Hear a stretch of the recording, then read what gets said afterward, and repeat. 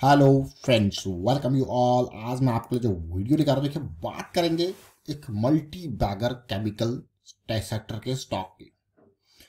2 साल से खामोश है, तो कुछ सीखेंगे, समझने की कोशिश करेंगे और इस स्टॉक से क्यों खामोश है, किस तरीके की सिचुएशन बन रही है, प्रोबेबिलिटी, मोमेंटम, रिस्क मैनेजमेंट, इन सारी चीज़ों के ऊपर फोकस करेंगे इस छोटे से वीडियो में।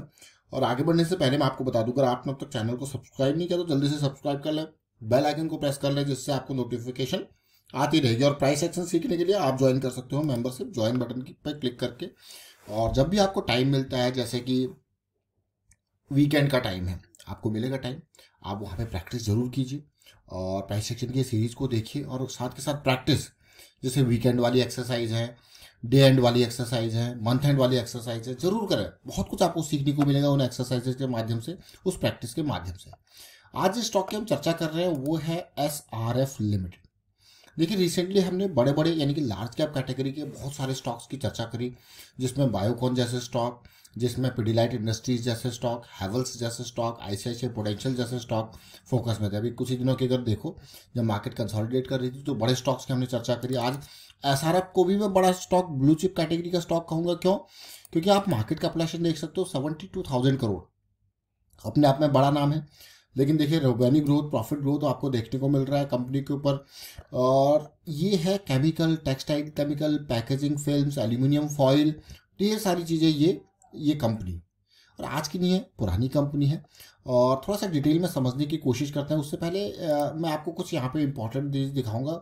सबसे पहले इंश्योरेंस कंपनी यानी कि LIC का यूलिप ग्रोथ फंड, इस स्टॉक में दिसंबर क्वार्टर में 64 यानी 64 लाख शेयर्स खरीदे हैं। अब एक शेयर का प्राइस आप देख लीजिए, और 64 लाख शेयर को जब आप गुणा करोगे, आप देखिए क्या आप कहोगे, यार कितना जबरदस्त बाइंग यहाँ पे हुई है। साथ के साथ अगर मैं देखूँ म्यूचुअल फंड के डाटा को देखूँ तो कुछ यहाँ पे भी देखने को मिला है।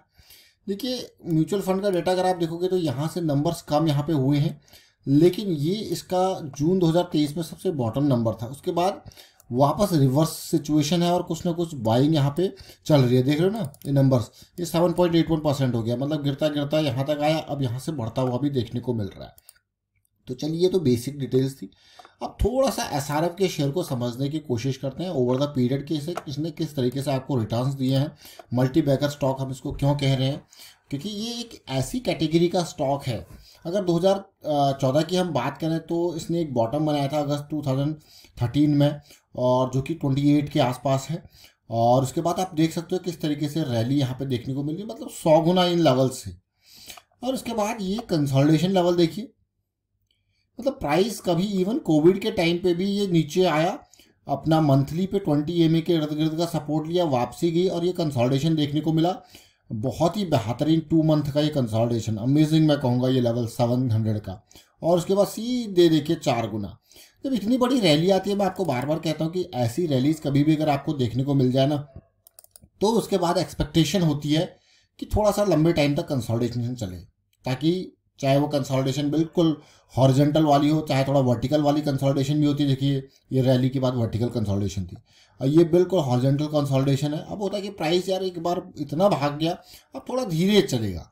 अगर आप इस पर्टिकुलर पार्ट को देखोगे, मैं थोड़ा छोटे टाइम फ्रेम पे जाके इसको समझने की कोशिश करेंगे। देखिए ये छोटे टाइम फ्रेम में इसीलिए लेके आया मैं, ताकि आप कुछ पॉइंट्स को समझना है। यहाँ पे देखिए प्राइस आपका ऊपर जाया जा रहा है। अगर आप तीनों हाई पॉइंट को देखोगे तो एक से बढ़ के एक ऊपर जाते जा रहे हैं। लेकिन अगर आप इसको फ्लैट आगे आने वाले टाइम में चलना है तो मोमेंटम सबसे पहले कम होगा। अगर यहाँ पे देखो, देखिए बिल्कुल सबसे ज़्यादा मोमेंटम यहाँ पे था, फिर धीरे धीरे धीरे करके ये मोमेंटम आपको कम होता हुआ देखने को मिला। इसका मतलब अब ये थोड़ा साइडवेज हो सकता है या थोड़ा सा करेक्शन हो सकता है।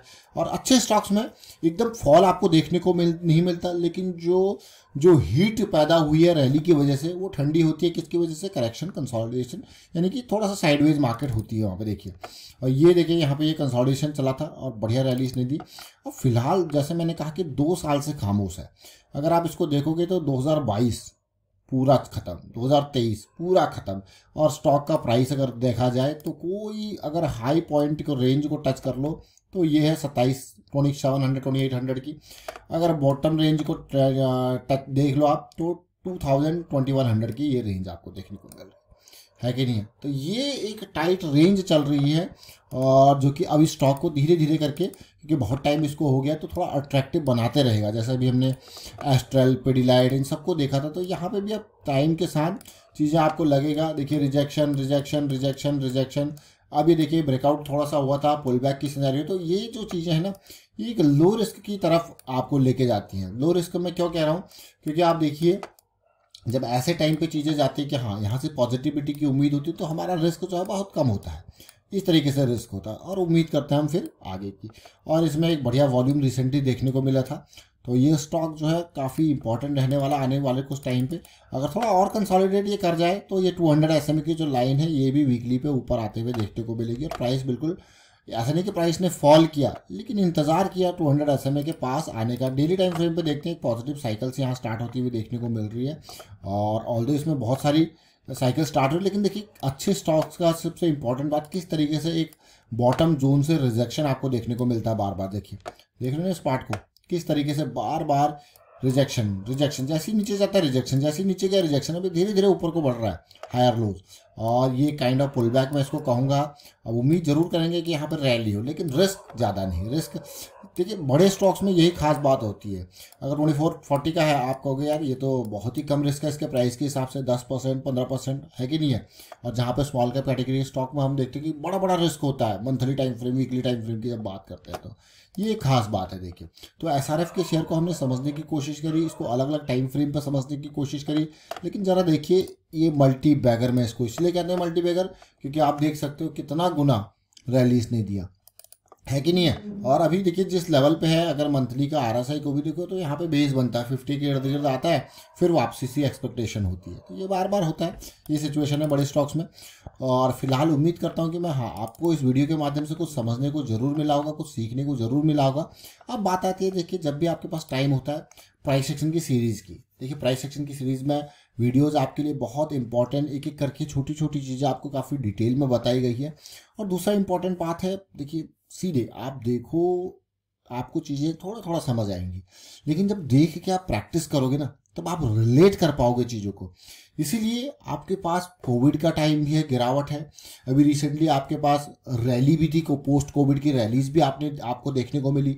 तो वहाँ से काफ़ी चीज़ें आप बड़े टाइम फ्रेम पे सीख सकते हो, monthly, weekly, daily time frame पे आप सीख सकते हो कि किस तरीके की सिचुएशन बनी, किस तरीके से सिचुएशन आपके सामने अनफोल्ड हुई, और उसके बाद क्या रिस्क वहाँ पे था। तो उनसे आप सीख सकते हो। तो सीखते जरूर रहिए और प्रैक्टिस जरूर कीजिए।